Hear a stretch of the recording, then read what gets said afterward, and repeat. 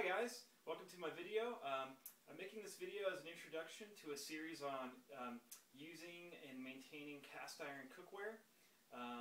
I've found cast iron cookware to be just a lot of fun to use, and found it has a lot of advantages and benefits. So in this first video, I'm just going to kind of go through, show you my collection of cast iron cookware and review what I feel are the benefits and advantages of using cast iron cookware, and also give you some examples of dishes and things that you could make using cast iron, and go over the seasoning process briefly, as well as how to clean up and maintain the cast iron pieces.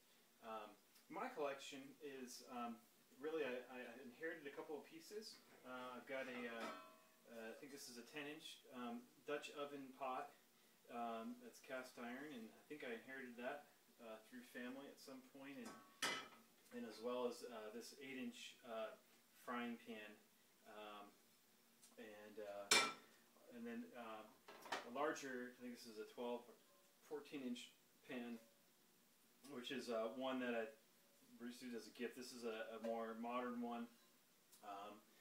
Some of the pans, the older style, are considered better because they're smoother on the inside, versus the newer ones from Lodge Company. They kind of they have a mottled finish to them, but after you get them seasoned and use them for a while, they really perform just as good. Some of the advantages and benefits of using cast iron cookware, I think first and foremost, it provides really as good of a non-stick surface as the synthetic, like Teflon coated non-stick cookware, and overall it performs better than the Teflon coated pieces in terms of being a non-stick surface. It really has different properties, so that sometimes the food will stick. It will easily pry off, as opposed to or peel off, as opposed to a Teflon coated cookware, where it just, I think, just can stick on there and be really difficult. With the cast iron, even things that stick, even really heavy residues and that are stuck on there, will come off quite easily. So that's definitely a unique advantage. And overall, with the cast iron, you get a better browning effect when cooking things, like if you're searing meats or steaks, or making French toast or pancakes. Pretty much anything you cook in it will give more of a browning effect, and adds to the flavor and the mouthfeel of the food, and that's worth mentioning. And then also, I found that once you get used to using the cast iron, I found that I could use less oil and fat when making dishes compared to using the Teflon coated stuff. And I think that's really kind of a neat benefit. And also with the cast iron, because of the unique seasoning surface that is developed on that, you can get the cookware hotter, so you can heat it to a higher temperature, and it's more durable, that seasoning coating that's on there, and it allows you to do some different things with it, cook at higher heats for toasting things and browning things. And then also, because it's all metal and it's perfectly oven safe, you can go from the stove to the oven really easily without a problem. And I actually have used that a lot with certain dishes like mac and cheese, for example, or if you need to get something coated and sauteed first prior to putting into an oven, or if you're making like potatoes or something. And so very versatile in that way. Also, the cleanup on cast iron is really neat, because the way I clean my pots and pans is basically just with hot water and a plastic bristle brush, and then drying it off, and heating it briefly on the stove to get it really dry. And unlike a lot of the recommendations out there, I've found that I don't like to coat the pieces with oil after I clean and dry them, like some people do. I found that the seasoning coating is just fine without having the oil on there. It doesn't seem to break down in any way, and I found that coating it with oil after cleaning and drying them, I found that it was it was going rancid and leaving a rancid taste in some of the food. So I really think that's not necessary. And lastly, they found that cooking with cast iron can actually add some nutritional iron into the food that you're cooking, and they've even done some studies with populations where there's a lot of iron deficiency, and like native populations where they encourage them to use cast iron cookware to help resolve iron deficiencies, and so that's kind of interesting. And then so just some examples of things that I prepare using the cast iron cookware.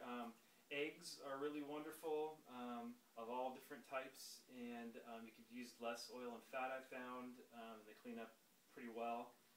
Potatoes, hash browns, roasted potatoes, and you get a wonderful browning effect. You can go from the stove to the oven to roast potatoes, mac and cheese dishes, and just get this really yummy browning effect on that.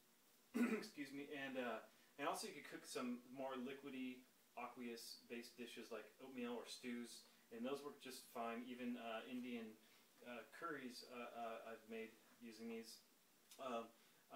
If a dish has a lot of acid in it, like a pasta sauce or something just really acidic, you could still use cast iron, although you want to be careful and not probably leave it in there for too long after you cook it.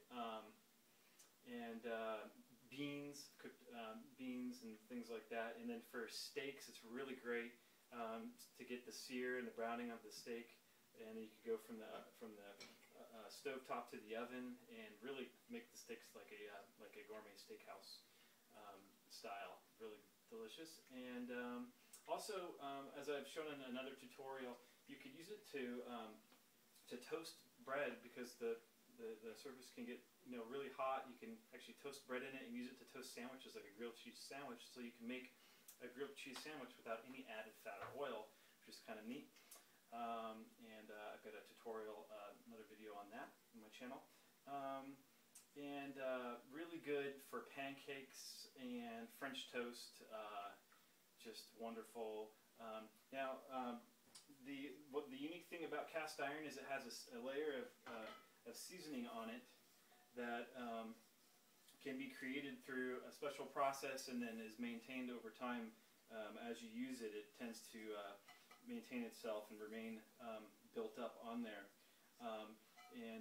When I first got my cast iron cookware, some of them were rusted and had poor seasoning coatings, and so I needed to re-season them all.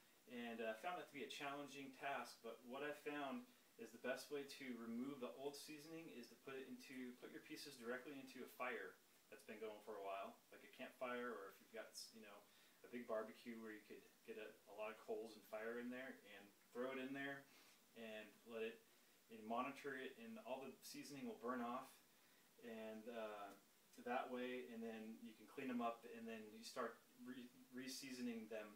And I used flaxseed oil as a seasoning oil, whereby I put just a very light coating of the flaxseed oil on there, and you wipe it all off, very light trace coating on the pieces, and you put them into a 400 to 500 degree oven for a couple of hours, let it cool off, and basically repeat the process, applying these very light coatings of oil onto the pieces and putting them in the oven at 450 degrees or so for a couple hours. And you do that a minimum of about 6 times, 6 cycles of doing that, and you build up the layer and get the nice seasoning established on your pieces. And that's a technique that I've learned from a blog from Cheryl Cantor.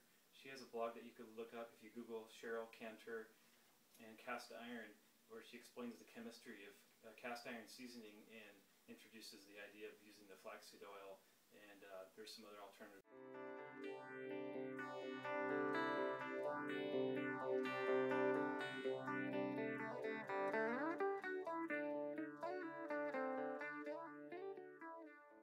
That's really worked out for me. It established a nice seasoning coating on my pieces, and they've been just working great ever since. And they're pretty forgiving. Sometimes you might end up burning some of the seasoning off, but it usually seems to build right back up just from using it. Lastly, as far as cleanup, I have a separate video on how to clean them. My technique basically involves using just hot water at your sink, and I use a plastic bristle brush and just cleaning it out with hot water and drying it up with a towel, and then heating it on the stove for just a minute or two to get it really dry. And then I don't put any oil on the pans after I clean and dry them for storage, as I've just found that they do just fine without any oil coating. Anyways, make sure to check out my other tutorials. I'm going to have some recipes being put up there, and my tutorials on the cleanup and toasting the sandwiches as well. Thank you so much for watching.